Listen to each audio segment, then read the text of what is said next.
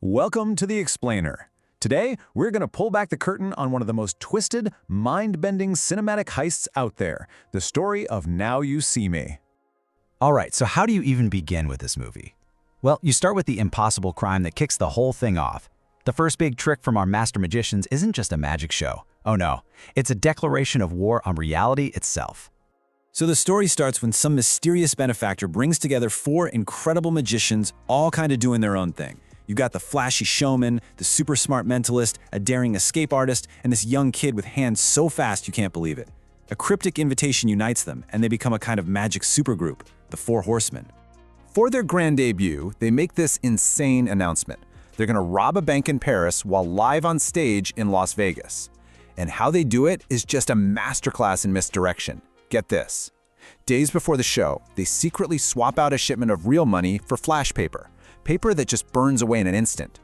Then, during the show, they hypnotize the guy from the audience who just happens to work at that bank, teleport him to a perfect replica of the vault they built right under the stage, and then, poof, they ignite the fake money in Paris while the real cash rains down on the audience in Vegas. Absolutely wild. I mean, this heist makes them a global sensation overnight. It's bold, it seems totally impossible, and law enforcement is just baffled. And of course, an act like this gets you noticed, bringing two very different and very determined people into the game. And this is where things get really interesting. On one side, you've got this by-the-book FBI agent, Dylan Rhodes. For him, it's simple. They stole money, they go to jail. But on the other side, you've got Thaddeus Bradley, a guy who used to be a magician but now makes his living exposing other magicians' secrets. So they have to work together, but they want totally different things. One wants to lock them up, the other just wants to prove it's all fake. Okay, now you're gonna want to remember this detail, because it is a huge piece of the puzzle. Thaddeus, our magic debunker, has a bit of a dark past. See, years ago, he completely humiliated a famous magician named Lionel Shrike. Shrike later died trying a dangerous trick. And trust me, this isn't just some random backstory. It is the key to this entire mystery. So you think robbing a Parisian bank from Vegas was big? Oh, just you wait. For their second act, the Horsemen go even bigger. And this time, they're targeting the guy who's actually funding their whole show, the billionaire Arthur Tressler. And here's the thing, this isn't just a heist, it's poetic justice.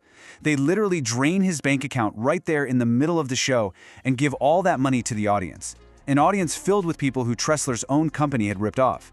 The Horsemen are becoming these modern-day Robin Hoods, showing everyone that their magic, well, it has a purpose. Naturally, all this just turns up the heat. The FBI is closing in, which leads to this frantic, high-speed car chase. And it looks like it's over for Jack Wilder, the youngest horseman. His car flips, bursts into flames. It looks like a tragic end. Or is it? As the three remaining horsemen get ready for their final big performance, you start to get this feeling. They're not working alone. Every single detail, every escape, it's all been planned with impossible precision. There has to be an unseen puppet master, a secret fifth horseman. And the final trick? It isn't about stealing money. It's the greatest trick of all, the unmasking of their leader. And let me tell you, this reveal is an absolute bombshell that turns the entire movie on its head. That's right, the guy obsessively hunting them down, FBI agent Dylan Rhodes, was secretly their leader the whole time. Think about it. He was in the perfect position, using his own investigation to stay one step ahead of, well, himself. And the motive? It goes all the way back to Lionel Shrike, that magician who died 30 years ago. Turns out Dylan Rhodes is his son. Tressler's company was the one that denied the insurance claim. The bank in Paris was involved, and of course Thaddeus Bradley was the one who ruined his reputation. This whole giant, elaborate spectacle, it was a 30-year-old revenge plot to punish every single person responsible for his father's death. So you think it's all wrapped up, right? Revenge plot complete, mystery solved? Nope, not even close.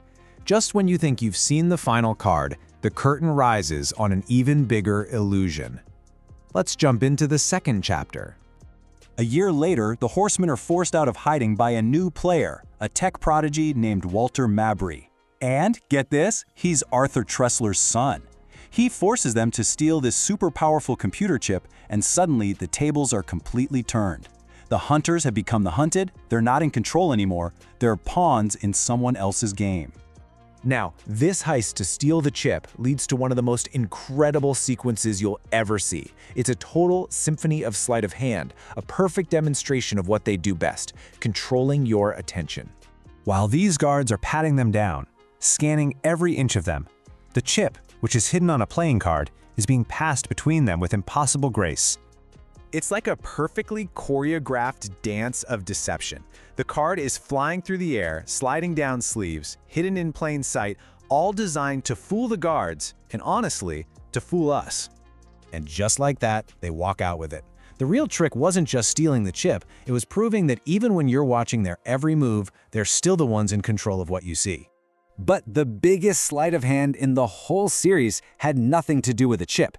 It was the final revelation about the one man who seemed to be their greatest enemy, Thaddeus Bradley. And this redefines the entire story.